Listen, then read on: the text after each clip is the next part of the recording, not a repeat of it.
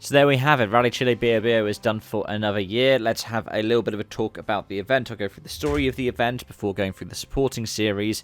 And then we're going to wrap it up with a bit of a championship update as we head into the penultimate round, the Central Europe Rally.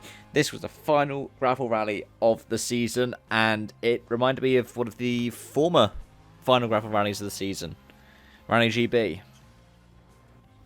And part of that is because, in terms of the story of the rally, compared to last season where we had multiple big crashes, this season's event was more of a story of reliability. Punctures affected many top drivers, Cesks retiring from Friday after running out of spares, while the likes of Ogier, Payari and Solberg and WRC2 were also affected by tyre issues. Wider mechanical issues hurt Ogier, whose broken right front caused his crash on the Saturday, as well as Adrien Fourmeau, who lost a minute from the penalties. In the end, that minute that Adrien Fourmeau had lost, if he ended up re-queuing it, would have probably put him on the cusp of getting 4th place from Thierry Neuville. But, of course, it wasn't to be.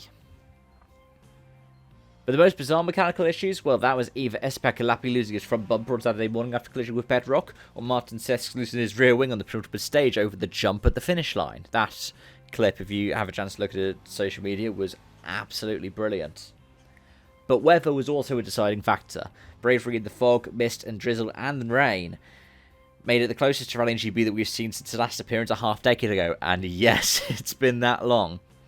You could really see this in who was at the front. Thierry Neuville struggled in Wales in the past, and he was slower when it got damp and foggy. Likewise, you could see that Oitanek was good in the dry and bright, as he was in Rally GB, as he won the final edition of it in 2019. But when the going got tough, he struggled more for pace. The 3 main Toyota drivers are also a great example of it. Whilst Carlo Rivera didn't have a top-flight entry in Wales, he made his WRC debut there, and he also won the WRC2 Pro title there in 2019 when he won his class in the event as well. Elfyn Evans also won his home event in 2017, and Seb Ogier has also won multiple times in Wales, and you can see this from his very first stage win, which was in a Muggy Sweet Lamb. And you could also see this result in the pace, because Carlo Rivera was excellent, atoning for his penultimate stage crash in Finland by winning in Chile with convincing fashion. Elfyn Evans also bounced back from struggle this season to get second, whilst Ogier swept Super Sunday with the maximum of 12 bonus points, Carlo Rivera playing second fiddle to Seb in both of those rankings. In the supporting series, Diego Dominguez makes it 2 rounds in a row where the world champion is crowned, as he wins WRC 3 and becomes the first Paraguayan world champion in rallying, and not outright. A massive deal, as his home country is the next country to make a WRC debut next season. Oliver Solberg's puncher, which I mentioned earlier, had an effect on his WRC2 competitors as well. Johan Rosell got 40 seconds handed back to him as he was held up following the young Swede as he recovered from changing his puncher, which helped to seal the class win for him. Now, as of right now, Gus Greensmith is ahead of Oliver Solberg, 3rd in class. But could Tosk Sport ask Greensmith to get a penalty to let Oliver Solberg by? Because if they do so, Payari will have to get 2nd or win in Japan in order to get the WRC2 title. As of right now, and the time of recording, he will just be able to get the podium and be able to win. Solberg did have a great run though, closed back in over the course of Sunday, but not enough to get back into the podium on pure pace. Ended up falling just under 10 seconds shy of his teammate. And it's a comfortable win for 1-2 as Johan Rosell let home Nikolai Gryajan.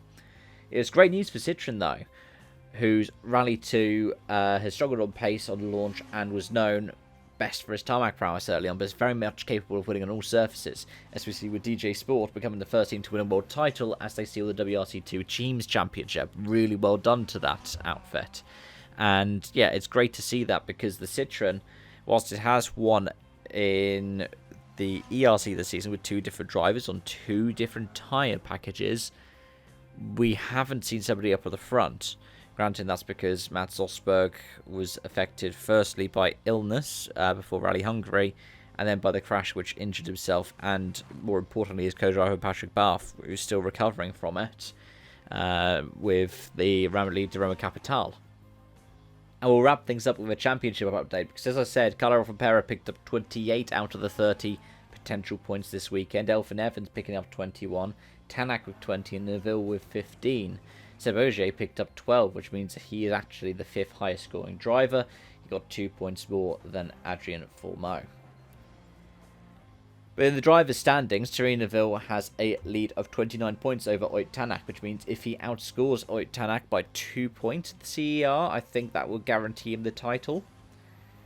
I think that is the case because I'm not too sure what the countback picture looks like right now. I think Tanak would win on countback if he won Japan and Neuville didn't score. Ogier is still third, thanks to the bonus points on the Sunday, but only 5 points ahead of Elfyn Evans, whilst Adrian Fourmeau is in fifth on 140. In the Manufacturers' Championship, Hyundai's lead has gone down from 35 points to 17, which is testament to the form that Toyota's been in over the course of the weekend, but Hyundai really need to maximise the CER, where they did do well last year. Remember, Neuville won last year's inaugural edition of the event, because if they aren't able to capitalise on it, final round is Toyota's home event, literally in Toyota City. So it could potentially be that Hyundai get their first driver's title, but they don't get the manufacturers. And that's everything that I have on Rally Chile BOBO 2024. Let me know your thoughts in the comment section down below. Thank you so much for watching as always, and I hope to see you around soon for more when we cover the CER in a few weeks' time, or when we cover the final round of the ERC Rally Silesia, which is next weekend. Until then, it's bye for now.